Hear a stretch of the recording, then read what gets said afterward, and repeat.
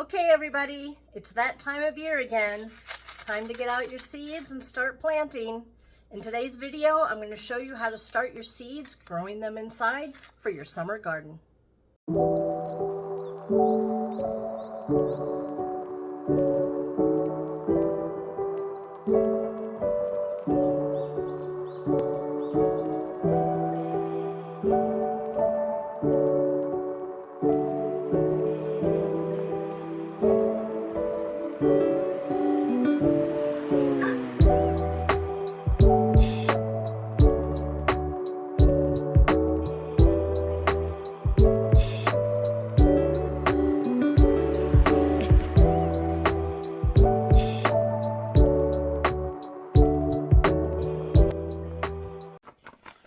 Okay, so what we're going to do is start out by using a high quality seed starting mix.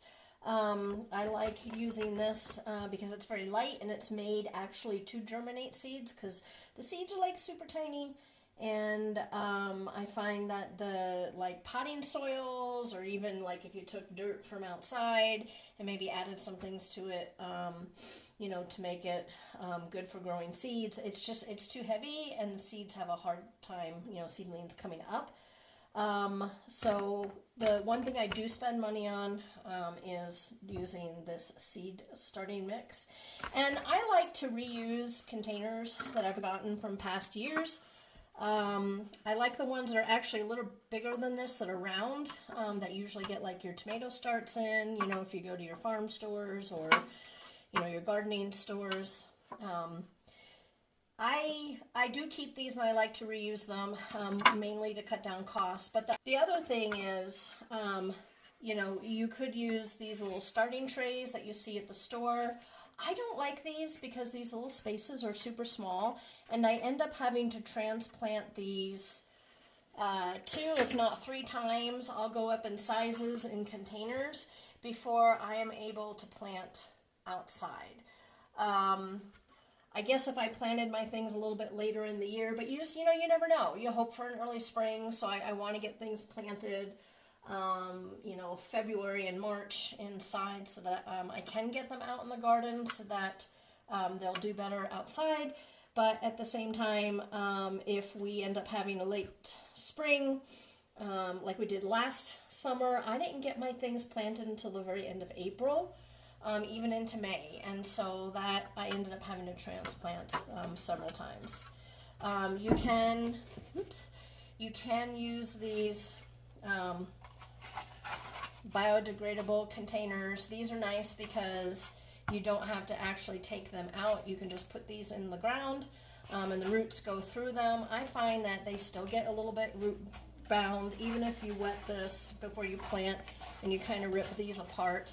So for me, and I like to reuse them, I just use them for potting my seeds of my bigger plants, or if I do have to transplant, and then I actually just take them out and plant them in my garden. So now what I'm going to do is show you what I do. I like to get a bowl, and I put my seed starting mix in there. And then you don't want to plant your seeds in dry dirt, so I'm going to add some water here, and I actually go the next step and I add filtered water, because I know we have PFAS and our water here is a little bit contaminated, so I don't want my seeds taking that up. So basically what I'm doing here is I want to get this like wet enough to make it like it's kind of like a clayey substance. You don't want it too wet. You want it just moist enough to be able to get your seeds started. And then after I plant my seeds, I do water just a little bit more on top, but I like to start with soil that's really moist. So what I did is I put my seed starting containers in these little metal tins. That way when I water them, I can water from the bottom and it can soak up. It's always best to water from the bottom. The other thing that I forgot to mention is, you know, use whatever you have. I mean, I've even used these styrofoam cups, plastic cups. You just gotta poke holes down in the bottom there. But what I'm gonna do is just start filling these containers, and I do like to tamp down the seed starting mix so it's not too incredibly fluffy, so it gives something for the seeds to germinate into. I find if it's too fluffy, because this is already fluffy to begin with, it takes a little longer for those seeds to germinate, but that's just what I've seen. So I'm going to work on getting these all filled up.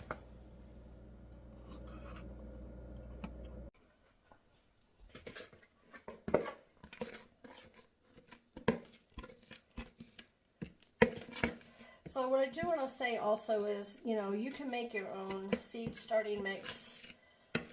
There's plenty of videos on YouTube on how to do that. I just don't have a whole lot of time to be mixing. This just comes already ready. You know, it's got a little fertilizer in it. It's got just the perfect consistency in the soil to be able to start those little seeds and to get those little seedlings to grow. So for me, this works really good. Okay, so when I do bigger plantings like this, I'm just planting this tray, I'll grab, like, you know, it's hard to show on the camera, I'll buy one of these really big buckets and fill it up with my dirt and get it wet. But for this today, I'm actually just using a plastic bowl. So now what I'm going to do is I'm going to get ready to plant my seeds. And I'll show you the method that I use, because in previous years I had a hard time getting them to germinate, or they just weren't coming up, or they were coming up like really super slowly, like taking way longer than what it said in the back of the packages. But I was actually planting them too deep, because I was putting the seeds down and then I was covering them with dirt, and you just don't realize, you know, what you think is a quarter inch or a half an inch or an inch even ends up being more than that. So what I like to do is I like to place my seeds down. I usually will do 2 to 3 per container, just to make sure something germinates, and I pick out the ones that I don't want, so I only have 1 or 2 good ones left in each of my containers. But I can place them where I want, and then I just push them in with a pencil, and just with my fingertip just cover a little bit. And then I do a very light watering on the top. So I'll show you what that looks like. Okay, so today I planted some parsley and sage and basil. What I like to do is dry these and give them out as gifts and have them for cooking, give out to my family. This is my last basil that I'm going to plant. And basically you just look at the directions on the back. It'll tell you the depth to have, you know, how deep to plant those. And like, seriously, these seeds are the tiniest little seeds ever, if you could see those. And they're dark, so it's really easy to get those lost inside your dirt. But what I do is I just hand pick, and I'll put, like I said, 2 or 3 of those down. I keep an eye for where they are, and actually I'm just using a paintbrush, just something that I can push those little seeds that I just planted, if you can see that, down into the soil, and then cover them just very lightly. That way I can control the depth and make sure that I didn't plant them too deep, so that those will germinate. And again, I plant a couple, 2 or 3 per container, to make sure that something germinates. Now, one of the things that I do is I have a little seed, push this back, a folder that I have all my seeds in. And what I do is I have, because you kind of get confused as to when to start things indoors and when to plant things, so I go ahead and mark, and then I put my seeds in there. That way I know when to start. And also it helps me plan too, because, you know, just because the back of the package may say that you can, you know, plant outdoors at a certain time, you do have to figure out when you want things to bloom. Some of these items I will actually plant 2 and 3 different times, so that when they're in my garden, they're going to come out mature at different times, so I don't have all my crops coming due all at once. So it does take a little bit of planning. You can find things on the internet, you know, such like this, where it'll tell you when for the different types. Of course, it doesn't have everything on this one, like when to plant things indoors, which would be the green, starting indoors, and then when to plant things outside. So those things are helpful. And then I also use an app on my phone called Planter. That helps me to get my spacing in my garden figured out. And yeah, it just kind of helps. Or you can just do things on a piece of paper, you know. I mean, I do that too sometimes. So all these have been planted. The seeds are here. I've got them all marked off. I'm just going to give them a very light drizzle with water, and then I'll show you what I do with these downstairs, getting them ready to grow. The other thing I do want to say though is that you do not have to have a green thumb. Like, I'm a person that kills indoor plants. Like, seriously, don't give me an indoor plant. I'm going to kill it. But gardening, I just I'm doing like what you guys are doing now. I'm on YouTube, I'm watching videos. It's a lot of trial and error.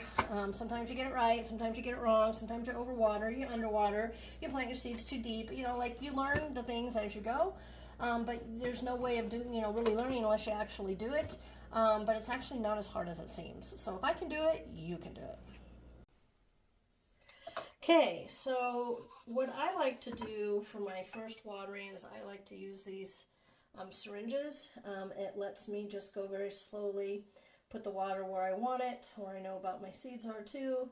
I'm not worried about flushing my seeds around and then accidentally flushing them on top if I'm going to use something that has a little more force to it.